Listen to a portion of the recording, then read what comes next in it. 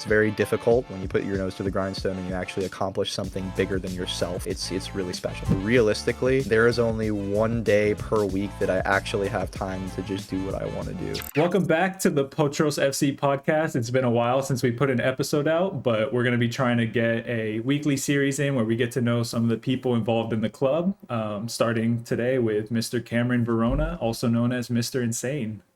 What's up, guys? I'm really happy to be here. When they told me about this type of project we were going to start doing more frequently, I was really stoked to be a part of it because doing stuff like this in the media realm is something very exciting to me personally, and also as a player, talking about the club and our accomplishments individually and collectively is always something that I want to do. We have no better first guest than the Mr. Insane right here. He's been with the club for a bit, so we'll get to know a little bit more about him. Probably won't be the last time you see him on here, so I think we can just go ahead and get started. So first thing I want to ask you is just how has your experience at Potros been compared to other clubs that you've been in kind of throughout your life? Dude, let me say this first off. As someone who has experienced the limbo of adult soccer in Atlanta and even just surrounding area, and how lawless of a place it can be, how hard it can be to find a place you can call home, it the club, you guys, everybody, Potros, is second to none, is the most professional environment that I've been able to be a part of, which I'm really grateful for. I got out of college in 2021, which was pretty organized for what it was.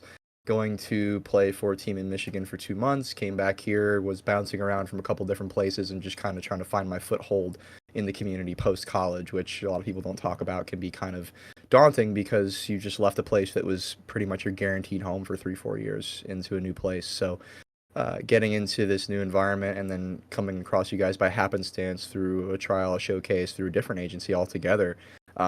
This is a club that does it right. This is a club that has put players first. It is a place that allows people to use it as a stepping stone, as a place to get more professional as a person, as an athlete, and in general is probably the best soccer experience you can get at this level in Atlanta and definitely the Southeast. That's awesome to hear. I mean, this is not trying to underplay what you're saying there, but just thinking about the time when you were on trial and we did play against you. I do remember thinking, man, we should have won that game by a lot more, but their keeper was insane. And then you came up to us after the game saying, hey, you guys looking for a keeper? We were like, yeah, sure, man, you can come on in. So no, it's great to have you since then, and glad that the experience has been professional for you, because I mean that's something that we always try to do. I mean, we say it all the time, that we try to make this as close to the professional experience as possible without actually being at the professional level. So yeah, so in the club, I mean, everyone knows you as a goalkeeper, as a player. What other kind of roles do you have within the club? How else do you help in your years here? With a club such as this, at this level of soccer, where collectively across the board, this is not a dig at ourselves, this is not a dig at anybody else, but the money doesn't really flow in very fast, right? So this club has to be kept afloat by its players, by its administration, so that often results in people wearing many, many hats, as it were. I know how much you do behind the scenes, how much Chris does behind the scenes, and in that respect, I try to help out a lot as much as I can, on as best I can on the field and behind the scenes. So I came in just as a keeper, and then immediately it was like, oh, well, hey, I can kind of help out and coach the goalkeepers. I can put us through training sessions. I can take that stress away from you guys, and I can kind of put that on me and let that take care of itself while you guys worry about more important things, or not more important, but just things that you guys can better put your energy towards. And for me, I also have a communications degree from Piedmont University. I do a lot of media work, and something that I was trying to break into for a while was content creation and social media kind of operation. Not really the posting so much as I've done before, but contributing content in that respect, as well as helping with the media operations. And this club has also given me a platform to do that. And coincidentally, my current job, my full-time job, actually was acquired through networking done through this club. So pretty much my entire life currently is exactly where it is right now because of Potros. That's awesome. And then, I mean, Frankie says it all the time too. Like, it takes a village to do anything. Like, especially in the soccer world. Country, dude. Yeah. It is like no one, anybody watching this, listening to this, There is not a single club out there that doesn't take a monumental force of paid employees, volunteers, and just people doing more than they're actually Yeah, supposed to do for it to operate. for sure. And then even with the amount of help that we've had and everything, you have two of the captains on the field doing a podcast right now. So it's like it's fun. I'm not saying that as like, oh man, we have to do this, but it's kind of the reality of things that we don't have the luxury to be able to focus in on just one thing at this level, because to be able to do that requires lots of money. I mean, I've talked with Christopher about this before, but like the level or the difference in the budget that it takes just to go from USL 2 to USL 1, like based on articles I've read and doing like our own research, stuff like that, was like up to like tens of millions of dollars. Like it's unreal the amount of money that it takes once you do get to that professional level. So being able to do something as close as possible at this level with the limited budget that we have is, I think it's a lot of fun. It's a lot of work, and it's also just really gratifying to see that we can help people get that experience and then also help people make it to the next level in other ways as well. It also goes to show you how much can actually be done without all that Yeah, funding, and it makes you ask questions also like, okay, where's all this money going for these clubs if they're not able to it, accomplish certain things in that capacity? So, it it definitely takes passion. yes, passion. You can't run a football club without passion. That's for sure. Because if you're in it for the money, you're gonna You're be long gone. just full stop in the least professional way I can put it. If you are looking to profit off of a soccer team, you are dumb. That's all I'm gonna say. It's just like I mean, there's ways to do it, but not in the way where you can have like sustainable growth. Um, Right.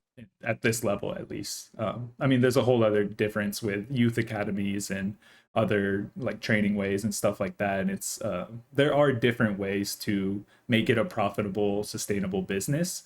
But to have a club at the adult level trying to grow and expand the way that we're doing it, I mean, running this podcast is not making us any more money, so it's something cool. It's something that brings value to the club, and it's because people like me and you that care about it. That's the way to grow in this kind of field. So outside of soccer, you work a full-time job. How do you find balancing being playing soccer at the level that you have at such a professional standard and balancing that with a full-time job as well? Whew. Oh man, it is hard. To give you an idea, they talk about time management in college all the time, which is something you kind of are forced to learn almost. There's still plenty of things you can do in college that you can procrastinate your way through and still succeed if you're decent at that sort of thing. But in large part, when it comes to balancing a professional schedule and playing at this level, at the level that it's at, and if I don't go to the grocery store on the day that I have designated to go to the grocery store, I don't have food for the week. Like I have to have it planned out Yeah. exactly time wise because I only have let me give you a glimpse into my schedule. So, Monday through Friday, I work from 10:30 a.m. to 7 p.m. That's my full-time job. It's a remote job. I work from home. That's pretty nice, so I can have some more flexibility there. Mhm. After that, I am also the goalkeeper coach at Marist School in Dunwoody, and I have sessions I have to run in the evenings, usually Mondays, as well as games on Fridays currently with my set schedule right now. Plus training 3 times a week with Potros Tuesday, Wednesday, Thursday, plus one game a weekend, and sometimes additional little side projects here on my off day. So realistically, there is only one day per week that I actually have time to just do what I want to do. Every other day of the week requires my time be dedicated to something else. And because of that, if my time management isn't exactly what it's supposed to be, I miss a lift, I miss a run, I miss personal training, I miss something that keeps my level where it's at professionally, technically, in favor of responsibilities like I got to eat, right? I Yeah. got to make money to be able to afford rent, right? But if I mess up one little detail, the entire rest of my week is completely screwed because of that. So if you are coming into an environment, you can be a pro, you can be professional, you can get where you want, you can practice living that lifestyle. but you have to have your time management down because you can't fit all your trainings, all your workouts, and your job and your fun that you want to have, which by the way is a big sacrifice currently. You have to sacrifice a lot of those things, sometimes time with family, sometimes time with friends, Yeah. time to yourself just to make these things happen. So a lot of this is what you're willing to sacrifice, but a lot of it is time management as well. It's very difficult, but I find it quite gratifying because when you put your nose to the grindstone and you actually accomplish something bigger than yourself, it's really special. So Yeah. I think that it's not for everyone, but it is possible.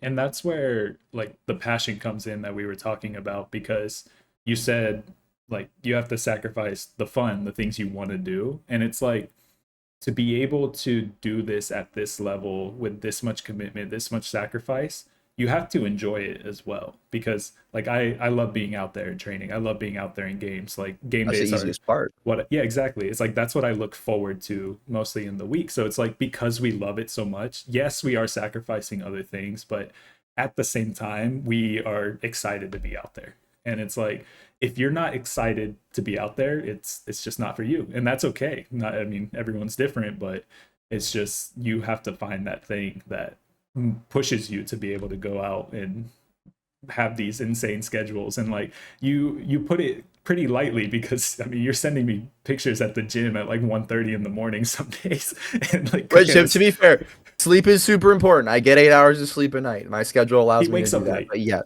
Yeah, I wake up late. But that is when I have the time to go to the gym. That's what I'm gonna be doing tonight. I'm gonna exactly. leave practice, go straight home, go to the gym, probably go to bed by 2 in the morning Cook a to steak get a at, full 8 hours of sleep, cook a steak at 1:30 or something, and then get up at 10, do it all again. yeah. I mean, and that's also, we are fortunate to work remotely as well.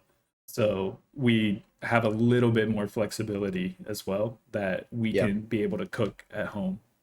We're able to do certain things at home that other people that work outside of their homes and then still have to make it to practices and still make it to games, that yes, we are making a huge sacrifice, but we're also very fortunate that we're able to have our job remotely as well. And I'm not saying that to downplay or say that like what we're doing isn't hard. It just gives me that much more respect for the guys that do it.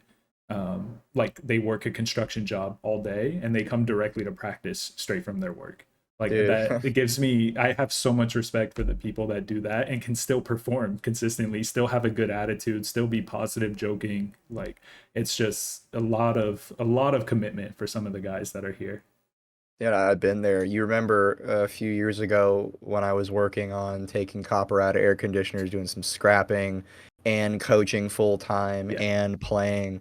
You're just like, and guys who do that, like full credit to you because you're on your feet 24/7. yeah, I have never been more grateful for a job that lets me sit on my butt because I work out a lot as it is. So yeah, going from having to be on my feet all day and wearing down my body slowly, picking up injuries here and there and being able to do that, like mad respect for you guys.